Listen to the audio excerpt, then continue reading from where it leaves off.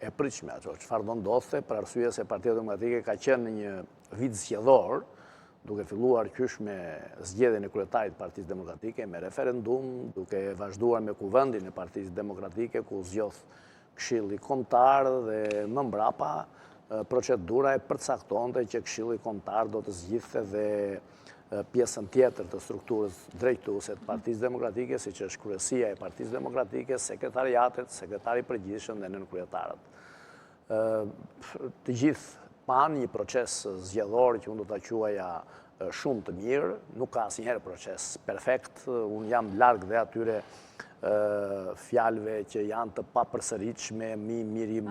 që s'ka ndodhur ndonjëherë. Perfeksioni. Po, perfeksioni nuk ekziston asnjëherë, kështu që në çdo proces zgjedhor ka dhe problematika, ka dhe pakënaqësira, ka dhe unë nuk preferoj asnjëherë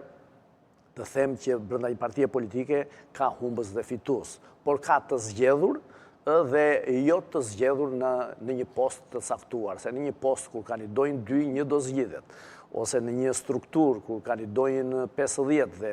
do të zgjidhen 20, 20 do zgjidhen, 30 të tjerët nuk do zgjidhen. Por kjo nuk do të thotë se ata që nuk zgjidhen nuk janë pjesë e drejtimit Partisë Demokratike, për arsye se nuk është posti drejtues ai që përcakton se sa vlen një individ brenda një subjekti politik apo çfarë pune do të bëj. Askënd dhe askush nuk ndalon askënd që të jetë pjesë e drejtimit, pjesë e kontributit, pjesë e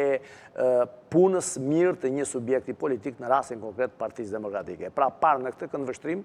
unë e pash si një proces zgjedhor shumë të mirë, absolutisht, madje lejojnë të them që